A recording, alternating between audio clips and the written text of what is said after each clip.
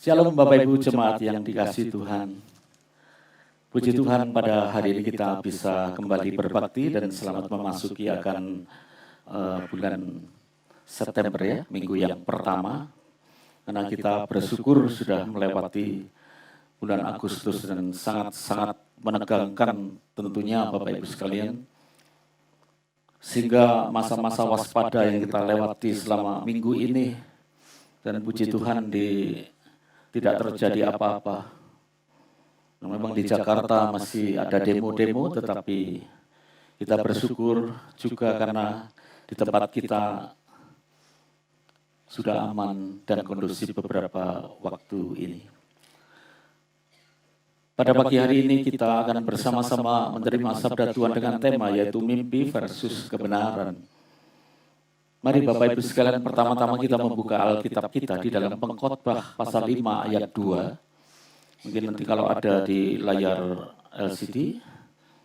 Yang kedua nanti kita akan membaca dalam Ibrani 1 ayat 1 sampai 2. Dan kemudian ayat yang ketiga adalah 2 Timotius 3 ayat 16 sampai 17 yang menjadi ayat emas kita tadi. Pertama-tama kita akan membaca Alkitab kita dalam Pengkhotbah pasal 5 ayat 2 bersama-sama. 1, 2, 3.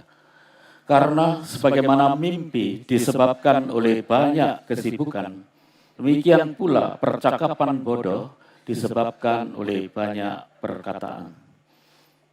Ibrani pasal 1 ayat 1 dan ayat 2 kita baca bersama-sama. 1, 2, 3. Setelah pada zaman dahulu, Allah berulang kali dan dalam pelbagai cara berbicara kepada nenek moyang kita dengan perantaraan nabi-nabi, maka pada zaman akhir ini, Ia telah berbicara kepada kita dengan perantaraan anaknya, yang telah Ia tetapkan sebagai yang berhak menerima segala yang ada. Oleh Dialah, Allah telah menjadikan alam semesta. Ayat yang terakhir, 2 Timotius pasal 3 ayat 16 sampai 17. 1, 2, 3. Segala tulisan yang diilhamkan Allah memang bermanfaat untuk mengajar, untuk menyatakan kesalahan, untuk memperbaiki kelakuan, dan untuk mendidik orang dalam kebenaran. Dengan demikian, tiap-tiap manusia kepunyaan Allah diperlengkapi untuk setiap perbuatan baik. Amin. Berbahagialah kita yang boleh membaca dan merenungkan firman Tuhan, dan berbahagialah kita yang melakukannya. Bapak Ibu jemaat yang dikasihi oleh Tuhan, mimpi ya, mimpi itu pasti kita pernah mimpi ya. Apakah kita sering bermimpi atau kita jarang bermimpi? Bagi saya ini adalah anugerah Tuhan ya, karena mimpi itu berhubungan dengan tidur atau istirahat. Tuhan memberikan istirahat kepada kita setelah kita berlelah-lelah dalam bekerja, melakukan seluruh pekerjaan kita penuh satu hari, dan Tuhan dalam kasih-Nya itu menyediakan istirahatnya, tidur malamnya. Tidur itu berkat Bapak Ibu sekalian ya, karena kalau nggak bisa tidur kan ya sangat tersiksa. Saking nyenyaknya dalam tidur, kadang-kadang sampai mendengkur ya. Ngorok gitu ya Bapak Ibu sekalian ya. Bukan hanya ngorok sampai pada mimpi ya. Maka waktu bangun mungkin agak segar kembali ya. Tapi kalau ngoroknya terlalu keras itu ibu-ibu harus waspada ya. Karena ngoroknya terlalu keras itu biasanya pengeluarannya lebih besar daripada pemasukan ya. Jadi ibu-ibu harus mulai waspada. Suaminya ngoroknya kok keras ya. Cuma, gitu ya. Bapak Ibu sekalian itu pengeluarannya lebih besar dari pemasukannya. Harus hati-hati ya. Nah Bapak Ibu sekalian, mimpi bisa terjadi dalam hidup siapa saja ya. Pemudi di sini pernah mimpi digigit ular atau enggak kira-kira? Nah katanya mau dilamar gitu ya. Nah, lihat dulu ularnya apa hitam apa lorek-lorek atau belang-belang gitu. Kalau hitam ireng ya, kok sing ngelamar ganteng gitu. Lorek-lorek elek katanya gitu ya. Nah, belang-belang mungkin brewok ya. Nah, Bapak Ibu sekalian macam-macam ya. Itulah tafsiran-tafsiran mimpi. Saya sudah berpikir bagaimana anggota DPR itu mimpi apa ya. Uya Kuya, kemudian Eko Patrio, dan juga Narfa Urba ya. Karena joget-joget mau mere ke kanan ke kiri, akhirnya rumahnya didemo, digeruduk, dijarah ya. Sampai kucing-kucingnya juga dibawa ya Bapak Ibu sekalian ya. Tanya Uya Kuya kalau memberikan hiburan 1 jam saja bisa menghipnotis orang, bisa dapat 10 juta.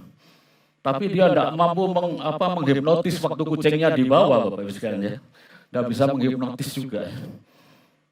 Nah Bapak Ibu sekalian, di antara pendemo ini ada yang menjadi pusat daripada demo itu adalah di rumah Syahroni ya. Sehingga di situ di demo ya. Nah, Bapak Ibu sekalian coba yang yang gambarnya yang video yang waktu di jarah itu seperti apa ya. Itu ada satu sepeda motor Bapak Ibu sekalian. Sepeda motor diisi dengan barangnya begitu banyak macam-macam sampai jalan maju mundur. Karena dia baru selesai menjarah di rumahnya Syahroni ya. Lalu ada artis cewek namanya Syahrini sampai takut, dia bilang begini, jangan geruduk rumah saya ya Mas, saya Syahrini bukan Syahroni. Bapak sudah melihat ini fotonya siapa? Syahrini ya, biar tidak ngantuk Bapak-Bapak ya. Ini Bapak Ibu yang dikasih oleh Tuhan, inilah yang kita lihat pada akhir-akhir ini ya. Bagi kita anak-anak Tuhan, ketika kita mendapat mimpi ya, maka kita pun tidak perlu takut dan khawatir ya. Sebab apa Bapak-Bapak sekalian, dalam hidup kita, semua sudah diatur oleh Tuhan. Dalam segala sesuatu yang terjadi, sudah dirancangkan oleh Tuhan. Meskipun harus melewati banyak kesukaran dan penderitaan dan pergumulan dan yang lain-lain, tetapi ada pemeliharaan Tuhan. Yakobus 1 ayat 17 bahwa hanya apa yang terbaik itulah yang dilakukan oleh Tuhan dalam hidup kita. Tidak ada rencana yang tidak baik, tidak ada rencana yang buruk dalam kehidupan kita sebagai anak-anaknya. Dan Allah dapat memenuhi segala keperluan kita di dalam Kristus Yesus. Roma 8 ayat 28. Allah bisa menolong kita. Ada rencana Allah yang terbaik, yang terindah ya. Bahwa Allah itu mendatangkan kemuliaan bagi setiap orang-orang yang mengasihi Dia. Sehingga terjadi mimpi dan lain di dalam hidup kita, tidak usah khawatir, tidak usah gelisah Bapak Ibu sekalian, lebih mendekatkan diri kita kepada Tuhan. Bawalah kekhawatiran kepada Tuhan, sebab Dia yang memperhatikan kita, yang peduli kita. Mungkin ada mimpi atau apa yang buruk yang menakutkan kita, lebih membuat kita dekat sama Tuhan, berserah kepada Tuhan ya. Oleh karena itu Bapak Ibu sekalian, seharusnya bagaimana hidup anak-anak Tuhan itu jikalau menghadapi mimpi. Maka yang pertama-tama Bapak Ibu sekalian, ketika mimpi itu terjadi dalam hidup kita, yang pertama kita harus sadar bahwa mimpi ini seringkali berasal dari hati manusia. Jadi mimpi itu adalah masalah psikologis daripada manusia. Khotbah pasal 5 ayat 2 dikatakan, karena sebagaimana mimpi disebabkan banyak kesibukan, ya, banyak pekerjaan, maka disamakan dengan kemarin seperti orang yang banyak kata-kata bodoh itu datang karena banyak bicara. Ya. Jadi seperti itu ya. Kata-kata bodoh itu banyak disampaikan kalau orangnya banyak bicara. Ya. Jadi Bapak Ibu yang dikasih oleh Tuhan, di sini kita tahu bahwa mimpi itu sebenarnya ada faktor psikologisnya. Jadi mimpi disebabkan oleh banyaknya kesibukan pada hari kemarin. Atau banyak pikiran. Nah ini kondisi psikologis manusia. Jadi bisa saja merupakan pantulan daripada kelelahan pergumulan, kecemasan, dan yang lain-lain. Lalu kemudian terjadi mimpi dalam hidup kita. Di bawah alam sadar daripada manusia, kadang-kadang pada malam hari muncul sebagai mimpi yang ada di dalam hidup kita. Tuhan mengizinkan itu terjadi dalam hidup kita, mengingatkan kita supaya kita lebih mendekat kepada Tuhan dan bersandar kepada Tuhan. Jadi mimpi itu kadang seperti fata morgana ya Bapak Ibu sekalian ya. Bukan kesungguhan tetapi ada sesuatu yang mungkin bisa membuat hidup kita itu menjadi takut, khawatir dan sebagainya ya. Kondisi daripada psikologi, kondisi daripada alam bawah sadar yang muncul ketika kita tidur sehingga itu hal yang normal ya. Pernah enggak Bapak Ibu sekalian mimpi karena waktu tidur perutnya lapar ya, merujuk malam-malam mimpi makan ya, tapi terus terbangun ya lapar lagi ya, memang mimpi ya. Ada kadang-kadang kita enggak punya uang gitu terus mimpi malam-malam, wah nemu uang gitu. Pagi-pagi waktu bangun jadi kecewa, ternyata cuma mimpi ya. Nah Bapak Ibu begitulah seperti fata morgana yang bukan sesungguhnya kadang-kadang ya.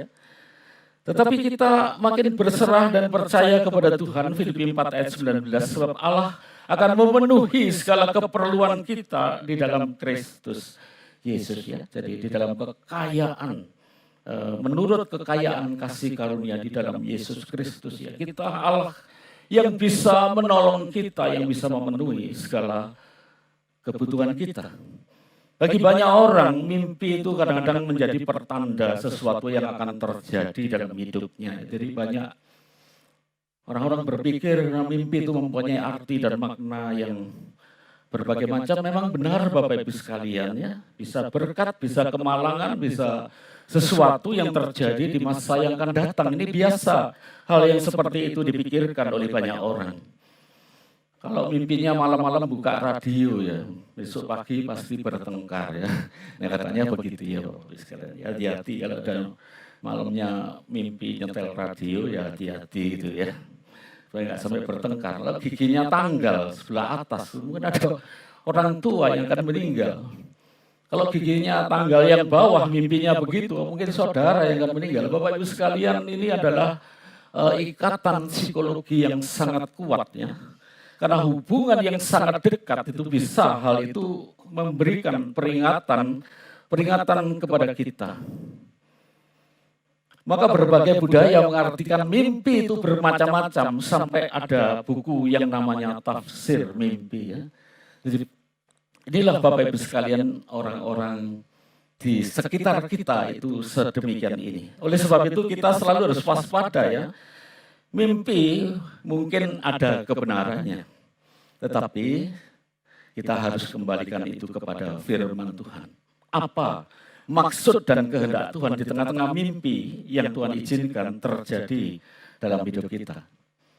Agar kita lebih waspada, tidak terjadi sesuatu yang kita mimpikan. Untuk itu kita harus mendekat kepada Tuhan dan bersandar kepada Tuhan ya. Hudson Taylor itu misionaris dari China ya, orang Inggris. Nah, ibunya pernah bermimpi bahwa anaknya Hudson Taylor ini berada di dalam bahaya yang besar ya. Ini ikatan psikologi antara anak dengan orang tua. Maka ibunya Hudson Taylor ini tidak bergantung pada mimpinya. Justru dia malah mendekat kepada Tuhan. Dia berdoa sungguh-sungguh untuk anaknya ini yang sedang menjalankan tugas sebagai misionaris di Tiongkok.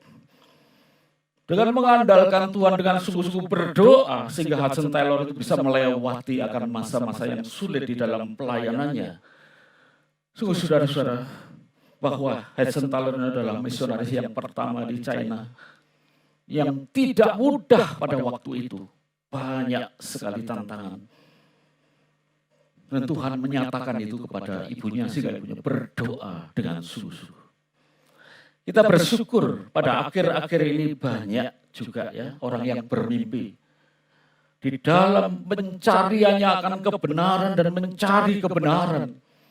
Sehingga dia bermimpi di depannya pada waktu dia berkumpul. Ada seorang yang berjubah putih di depannya mengulurkan tangan dan memberi pertolongan. Memberi damai sejahtera. Karena mereka beragama yang lain. Mereka mencari tahu apa artinya ini. Akhirnya bertanya pada orang Kristen. Diberi Alkitab. Akhirnya dia sadar bahwa yang menjumpai dia adalah Tuhan Yesus. Kalau demikian tidak apa-apa, memangnya Tuhan bisa berkarya dengan cara apa saja. Mungkin melalui mimpi dan kita nggak bisa membatasi cara Allah bekerja kepada mereka yang belum percaya. Pikiran Allah tidak boleh kita batasi dengan pikiran kita. Allah harus seperti ini, seperti ini, seperti ini, tidak bisa. Allah mau bekerja dengan cara apa saja, itu di dalam kedaulatannya adalah untuk rencananya yang terindah. Banyak cara Allah berbicara kepada orang lain melalui mimpi, maka kita harus kembalikan itu kepada Tuhan. Dan kita bersyukur karena melalui mimpi, maka kerajaan Allah diluaskan. Banyak orang mengenal kebenaran, mengenal Tuhan Yesus Sang Juru Selamat dan banyak didatangi melalui mimpi, melihat Tuhan Yesus sendiri yang menjumpai mereka karena tidak ada orang yang berani mendatangi mereka. Tidak ada anak Tuhan yang berani menginjili. Tetapi Allah tidak bisa dibatasi oleh kita manusia. Dia bisa datang melalui mimpi, melalui apapun juga. Allah bisa memanggil mereka menjadi percaya sehingga kerajaan Allah diluaskan. Jadi Bapak Ibu yang dikasihi oleh Tuhan, di sini kita sudah belajar bahwa mimpi itu adalah berasal dari hati manusia, hubungan psikologis daripada manusia. Maka yang kedua Bapak Ibu sekalian, bahwa Allah memang bisa berbicara melalui mimpi. Jadi dalam perjanjian lama sampai akhir daripada perjanjian baru, ketika Allah dengan berbagai cara berbicara kepada manusia untuk memberikan firman-Nya kepada manusia, Allah kadang-kadang juga memakai mimpi. Misalnya di dalam kitab Kejadian 37 ayat 40-41 ya, Yusuf ini sejak semula disebut sebagai tukang mimpi. Karena Tuhan memberitahukan masa depan daripada Yusuf itu demikian. Apalagi ketika dia ada di Mesir setelah dia dipenjarakan 11 tahun karena fitnah dari istri Potifar. Maka Firaun sedang bermimpi dan tidak seorang pun yang bisa mengartikan, baik ahli nujum, ahli jampi, orang-orang pandai atau orang pintar ya di sana, tidak ada yang bisa mengartikan, tetapi Allah memberitahukannya kepada Yusuf melalui mimpi, sehingga diberitahukan kepada Raja Firaun. Akhirnya Yusuf menjadi Perdana Menteri, dan itu sudah dalam rencana karya Allah untuk memberikan firman-Nya melalui Yusuf, sehingga 75 orang keturunan daripada Yakub berkembang biak di Mesir menjadi jutaan manusia. Karena Mesir menjadi takut, maka mereka menindas bangsa itu 430 tahun lamanya. Tetapi Kejadian 15 ayat 16 sampai 17, di situ Abraham waktu mengadakan perjanjian dengan Allah, maka Allah sudah berfirman bahwa keturunanku nanti akan diperbudak di suatu negeri, tetapi mereka akan keluar dari negeri itu dengan membawa harta benda yang banyak. Jadi Bapak Ibu sekalian, Allah itu berkarya di dalam sejarah. Allah itu yang terus bekerja melalui sejarah untuk melaksanakan rencananya. Itu sebabnya kita melihat bagaimana Allah itu bekerja. Mereka ditindas, tetapi mereka pulang dengan membawa harta benda yang banyak. Sesuai dengan firman Tuhan digenapi Kejadian 15 ayat 16 sampai 17. Ini bukan penjarahan ya Bapak Ibu, ini bukan penjarahan ya. Pasti Israel tidak menjara Mesir ya. Tetapi Allah yang berkuasa menimbulkan rasa murah hati, ya. Allah yang membuat orang Mesir bermurah hati untuk memberikan harta bendanya ketika Israel keluar dari tanah Mesir. Itu bukan jarahannya, tetapi harus membayar. Mesir harus membayar, orang Israel sudah memperbudak 430 tahun. Mereka harus membayar kembali. Itu Allah yang berkuasa, bisa melakukan apa saja dalam hidup kita, sehingga kita tidak perlu khawatir karena ada yang mengatur, ada yang melakukan sesuatu dengan kedaulatannya. Allah sang hakim yang adil itu ada di atas kita. Dia bisa melakukan segala sesuatu dalam kehidupan kita, khususnya kita anak-anaknya. Siapa lagi yang mendapatkan mimpi? Daniel, bukan saya loh Bapak Ibu sekalian. Daniel 2 ayat 7 di sana. Di situ juga Raja Nebukadnezar, ya, ini lebih gila lagi. Mimpinya lupa, lalu semua orang pintar ditanya, siapa yang bisa? Tetapi Allah tetap bisa dan menyatakan mimpi itu kepada Daniel. Sehingga itu diberitahukan kepada Raja Nebukadnezar. Maka disitulah ketika Raja Nebukadnezar itu melihat patung dari berbagai macam benda, dari logam yang terakhir kakinya itu dari besi dan tanah liat. Dan ada satu batu dari atas gunung lundung ngantem kakinya yang dari tanah liat, lalu hancur berkeping-keping.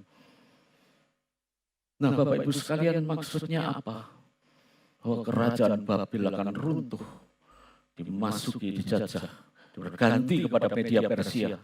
Dan semua kerajaan dunia suatu saat akan hancur, karena yang ada adalah kerajaan Allah di dalam Kristus Yesus. Itulah yang akan menggantikan seluruh kerajaan dunia. Yusuf dan Maria, ini dia mendekati perjanjian baru. Matius 1 ayat 20. Ketika Yusuf ini mempertimbangkan, karena hamil di luar nikah katanya ya. Ini kalau saya beritahukan kepada banyak orang, dilempari batu sampai mati melanggar hukum Taurat yang ketujuh. Maka dengan diam-diam dia mau menceraikan Maria supaya tidak banyak orang tahu. Namun pada waktu malam Tuhan menyatakan diri melalui mimpi kepada Yusuf. Yusuf anak Daud, jangan takut mengambil Maria menjadi istrimu, sebab yang dikandung adalah dari Roh Kudus. Kau harus memberikan kepada dia nama, ya. Jadi dia harus diberi nama. Sebagai seorang ayah secara jasmani, maka dia harus memberikan nama Yesus. Yosua, Yehosua yang artinya juru selamat. Dia akan menyelamatkan umatnya dari dosa. Dialah sang Mesias, Yosua Amasya. Jadi Bapak Ibu yang dikasih oleh Tuhan, Tuhan itu bisa mengatur segala sesuatu. Dia memberitahukan pada masa itu firman-Nya melalui mimpi. Dan pada perjanjian lama Allah sudah berfirman melalui berbagai cara dan sebagainya. Kalau pada saat ini di dalam zaman perjanjian baru Allah memang tidak berbicara lagi melalui mimpi untuk menyatakan firman-Nya. Kalau mimpi Tuhan berbicara dan sebagainya, itu mimpinya tidak bisa dipercaya. Allah sudah tidak akan berbicara lagi melalui mimpi dalam perjanjian baru. Tetapi Allah tetap berkarya mungkin melalui setiap kita atau orang-orang tertentu. Tuhan memberikan mimpi untuk dalam batas untuk kita secara pribadi Bapak Ibu sekalian. Itu tidak bisa dihalangi oleh siapapun. Allah mau menyatakan diri melalui mimpi kepada setiap orang. Bisa saja terjadi Bapak Ibu, karena apa? Karena Allah bisa bekerja pada setiap pribadi lepas pribadi. Tetapi bukan untuk firman yang sudah tertulis dalam kitab suci. Bapak Ibu sekalian, ketika masa-masa yang lalu itu saya sendiri secara pribadi itu ragu-ragu. Apakah Tuhan ini berkenan di tanah yang dipersembahkan oleh Bapak Setiabudi ini nanti bisa jadi gereja? Saya sendiri itu ragu-ragu Bapak Ibu sekalian. Nah, pada waktu itu suatu malam saya lewat jalan jam 2 malam, yang nampak ada penampakan itu seorang wanita berkerudung, pakai baju putih, wajahnya itu mengerikan Bapak Ibu sekalian. Lalu noleh ke saya dan ngejek itu 2 orang, jam 2 malam kan tidak mungkin ada orang di situ. Wah, saya pikir kok perjuangannya kok berat sekali, saya ini ragu-ragu sekali Bapak Ibu sekalian ya. Adik saya ini, dia kalau mimpi itu biasanya tepat Bapak Ibu, tepat. Jadi kalau mimpi beberapa anggota keluarga saya akan kesusahan, akan ada ini, ada itu, dia yang mimpi itu selalu tepat. Secara pribadi dia beritahukan untuk keluarga kita, untuk siapapun orang lain bisa ya.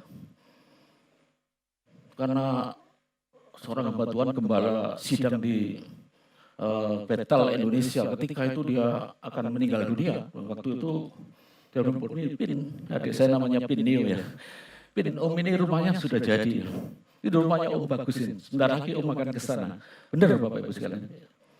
Sebentar lagi dia tidak ada. Istri saya sebelum meninggal, itu dia yang mimpikan. Dia mimpikan saya, tapi tidak diberitahukan. Katanya saya diberitahu saudara yang lain. Wah, kemarin dimimpikan sama Pin ini. Katanya Kang disalami Bapak Presiden Jokowi lalu diberi bintang, disematkan bintang. Seandainya itu terjadi sungguh-sungguh lah ya luar biasa. Tapi sekedar mimpi Bapak Ibu sekalian. Sedikit cerita. Jadi saya bersyukur karena dari bawah sampai atas itu dalam pengurusan ini tidak ada hambatan Bapak Ibu sekalian. Tuhan yang menolong semua, Tuhan yang campur tangan dalam semuanya. Bapak Ibu sekalian, sedikit pun tidak hambatan sampai hambatan pada Kementerian Agama. Tetapi itu pun ditolong oleh Tuhan, bukan melalui orang Kristen. Akhirnya bisa berjalan, lancar. Dan puji Tuhan hari ini lunas Bapak Ibu sekalian ya. Segala beban-beban yang ada dalam pembangunan. Tuhan itu berkarya, bekerja, dan semuanya ini adalah untuk Tuhan. Dan hanya Tuhan yang dimuliakan, bukan manusia. Saya selalu berkata, Soli Deo Gloria, bahwa Tuhan yang berkarya. Jemaat sampai menangis waktu pentabisan. Oh Tuhan, luar biasa engkau menyediakan gereja yang elegan, yang indah, yang tidak disangka-sangka. Jemaat yang desa, jemaat yang kecil. Bapak Ibu yang dikasih oleh Tuhan, disinilah Tuhan bisa kadang-kadang menyatakan melalui mimpi untuk pribadi tetapi bukan firman-Nya. John Newton sebelum dia bertobat dia adalah kapten daripada kapal yaitu perdagangan budak. Dia bermimpi kapalnya itu karam dan maut menjemput dia. Dia menjadi sangat gelisah dari mimpi itu. Akhirnya dia bertobat kepada Tuhan dan kembali kepada Tuhan. Dia menulis sebuah lagu apa? Amazing Grace, sangat besar anugerah. Tetapi Bapak Ibu sekalian, di balik semua mimpi-mimpi tadi harus kita kembalikan kepada firman Tuhan ya. Apakah ini kehendak Tuhan atau yang lain-lain Bapak Ibu sekalian? Maka poin yang terakhir yang ketiga, bahwa mimpi itu harus diuji kebenarannya melalui firman Tuhan ya. Jadi Bapak Ibu sekalian, tidak ada sesuatu yang pasti melalui mimpi. Kita harus kembalikan itu kepada kebenaran firman Tuhan. Di penyataan Allah kepada anak-anaknya yang ketiga adalah mimpi harus diuji melalui kebenaran firman Tuhan. Ibrani pasal 1 ayat 1-2, setelah pada zaman dahulu Allah berulang kali berbagai cara berbicara kepada nenek moyang kita dengan perantaraan nabi-nabi, melalui mimpi juga. Pada zaman akhir dia berbicara langsung melalui anaknya. Jadi Tuhan Yesuslah yang menjadi pusat kehidupan kita dan bukan mimpi-mimpi kita. Semua perjanjian lama digenapi melalui kedatangan Kristus ke dalam dunia yang mati di atas kayu salib. Itu semua tercatat di dalam Alkitab. Maka kita harus mengujinya. Iman kita bukan berdasarkan mimpi, tetapi berdasarkan wahyu Allah yang sesungguhnya dan dipusatkan kepada Kristus. Sehingga ayat Mas tadi berkata segala tulisan yang diilhamkan, yang direvelasikan Allah kepada kita nanti bermanfaat untuk mengajar kita, untuk menyatakan kesalahan kita, memperbaiki kelakuan kita, dan membimbing kita dalam kebenaran. Sehingga kita sebagai manusia kepunyaan Allah, anak-anak Allah diperlengkapi perbuatan yang baik, bukan perbuatan baik yang ngawur berdasarkan mimpi ya. Ada orang yang mimpi disuruh ngemis bener keliling sudah lah ya bodoh ya. Nah Bapak Ibu sekalian, kita harus tahu firman Allah itulah yang utama dalam hidup kita. Maka mimpi kita harus teruji melayati firman Tuhan.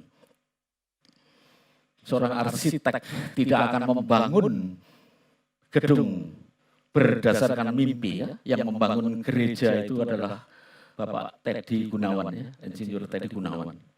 Dia tidak akan membangun berdasarkan mimpi tetapi gambar kerja dan ukuran yang jelas ya. Yang aneh itu Bapak Ibu sekalian, gereja Ngurah ini berlatar belakang warna apa? Warnanya biru ya.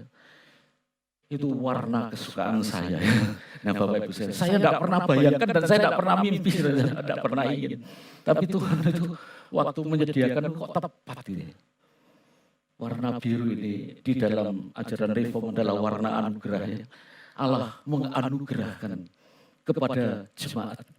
Maka Bapak Ibu sekalian,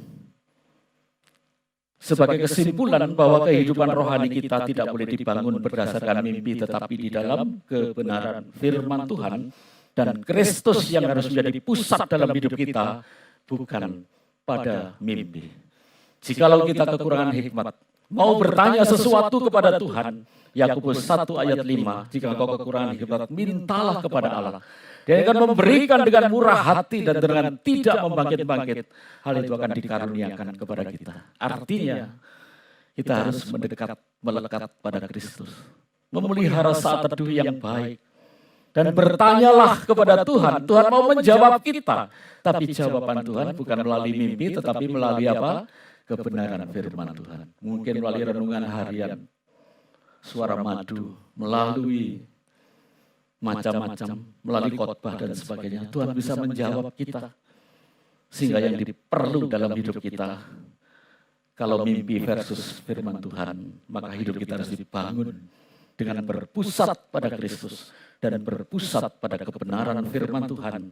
Maka iman kita bertumbuh. Kita berjalan bersama-sama dengan Tuhan. Kita dipimpin oleh Tuhan.